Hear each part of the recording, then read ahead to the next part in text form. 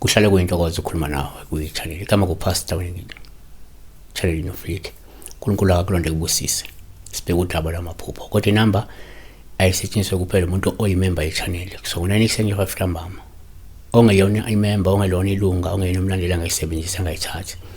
Inamba isebenza kuma-calls kuphela, ingasetshenziswa ku-WhatsApp, ingasetshenziswa kuma-SMS. Sibheka la uThemba Goqo. Ekuthemba Goqo uthi kodwa pastor uchazanga ngokubeletha ingane. Sengibheke zonke izincazelo zakho zamaphupha, kodwa eyokubeletha ingane emhlane lutho ukuyithola. Bengisacela incazelo baba. So ukuphupha utete ingane noma ukubelisa isithina emakhaya la bengikhulela ngakhona bekusenzeka makhulela ithi ukutete uma ukubeletha emhlane thina besithi ukutete utete ingane emhlane futhi ingane la ngemuva at your back or on your back. So ilapho lokho kukutete noma kubeletha kufana nokuyo giving birth, still ukuteta, still ukubeletha, but still ukubeka ingane on your back ukubeletha ukuteta yabo.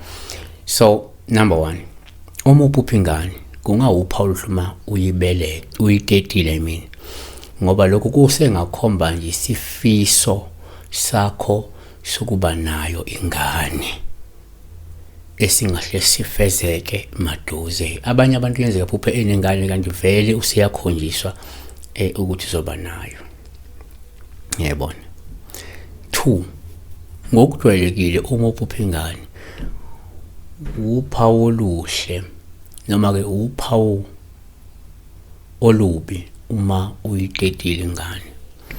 Lungakhomba ukuthi kungenzeka usunesikhathi eside unesifiso sokuba nengane kodwa asifezeki, ubese lo uyibona kutete ingane enxathi wena unenkinga yokuthi le ngane oyifunayo ayifiki, le ngane lokuyilangazelela awuyitholi, uyazama lutho.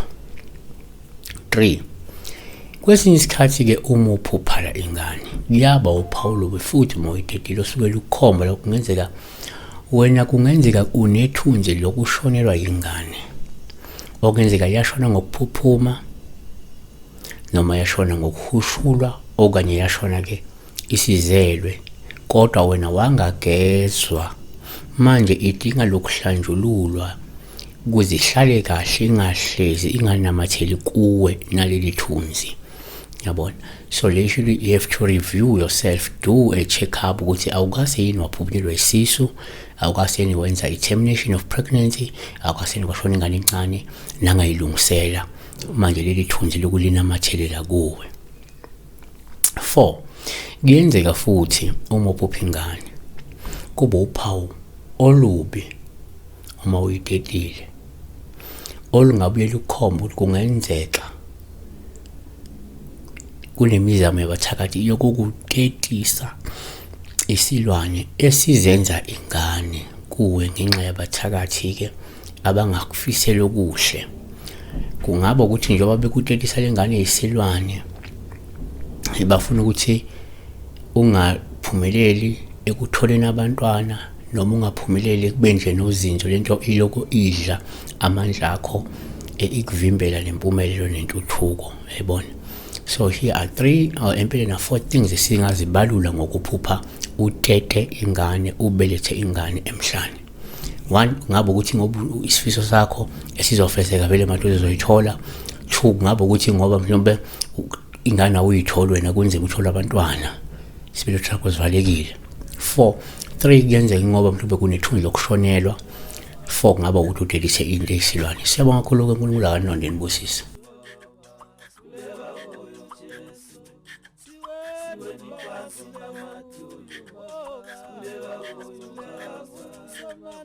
When